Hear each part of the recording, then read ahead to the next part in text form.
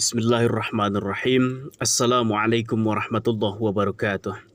Rasulullah Shallallahu Alaihi Wasallam pernah bersabda, "Iqra'ul Quran fa innahu ya'ti syafi'an yaumil qiyamati li sahibihi."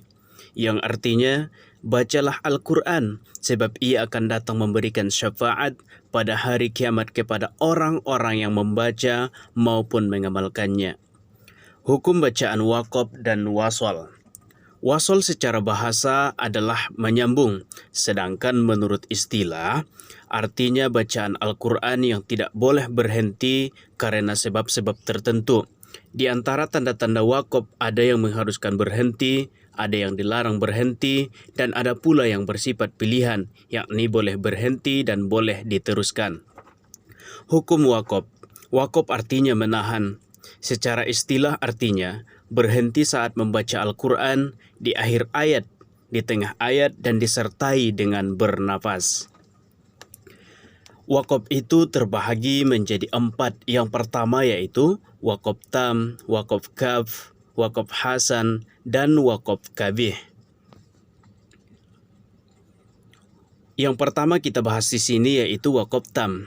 Waqaf tam yaitu berhenti pada kalimat sempurna tanpa ada kaitan dengan kalimat sesudah ataupun sebelumnya baik lafal maupun maknanya. Contohnya, Ulaika ala hudam min rabbihim wa ulaika humul muflihun. Di sini ada tempat berhenti. Kemudian ibtida memulai bacaan pada ayat yang seterusnya, ayat ke-6. Innal ladzina kafaru sawa'un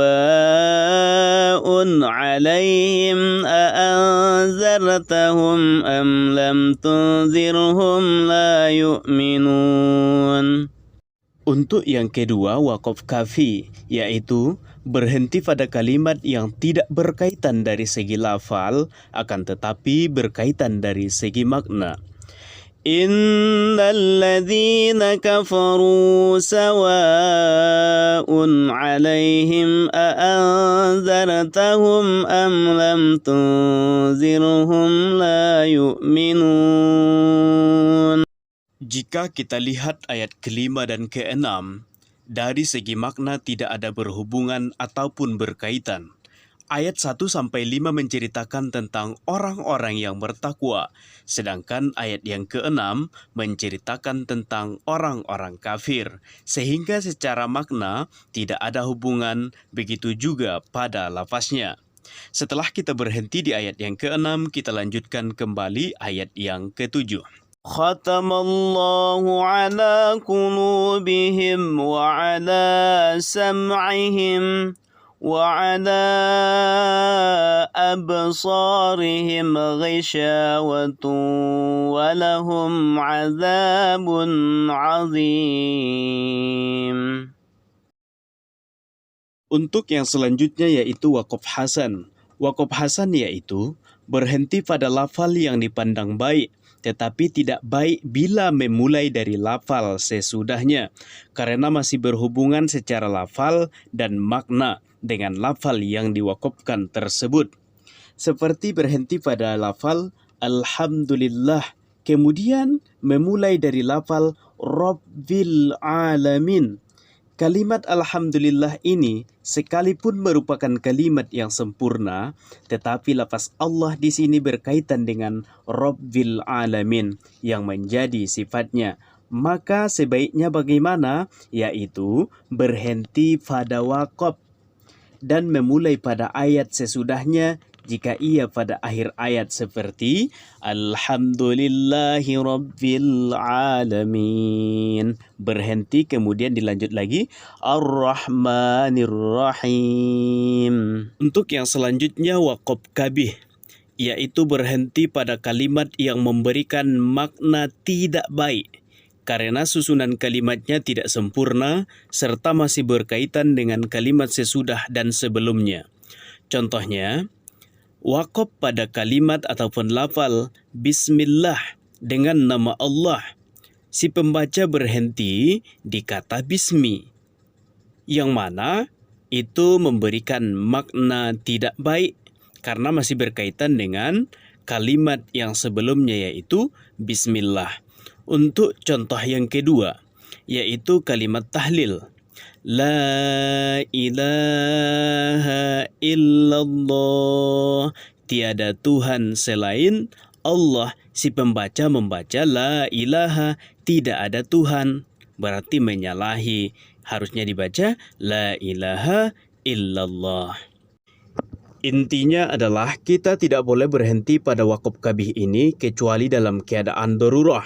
Jikalau itu terjadi, maka kita harus mengulangi dari kata yang sebelumnya. Misalnya, la ilaha, berhenti, tidak tahan napas. Maka diulangi lagi dari la ilaha illallah.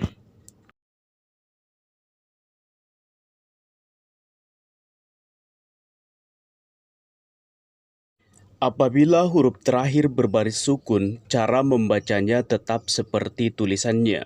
Contohnya, Idza syamsu kuwirat, qum fa'anzir, fasalli lirabbika wanhar. Untuk yang selanjutnya, apabila huruf terakhir hidup, cara membacanya dengan mematikan huruf tersebut yang di akhir. Contohnya, warusulihi menjadi warusulih, as-somadu menjadi as-somad. Kemudian yang ketiga, apabila huruf terakhir tak marbutoh, maka disukunkan huruf yang terakhir. Wailul likulli humazatil lumazati, dibaca wailul likulli humazatil lumazah, dimatikan hanya. Mal qari'atu, dibaca mal qari'ah. Untuk yang keempat, apabila huruf terakhir berupa huruf hidup, sebelumnya berbaris sukun, maka huruf terakhir disukunkan. Contohnya, Inna anzalnahu fi lailatul qadr. Lillahi ma fis samawati wa ma fil ardh. Untuk yang kelima, apabila huruf terakhir berharokat tanwin fathah, maka tanwin berubah menjadi fathah dan dipanjangkan 2 harokat. Contohnya, Alhamdulillahilladzi anzala ala abdihil kitaba wa lam yaj'al lahu iwaja. Nomor 2. وَيُنْذِرَ الَّذِينَ قَالُوا اتَّخَذَ اللَّهُ وَلَدًا.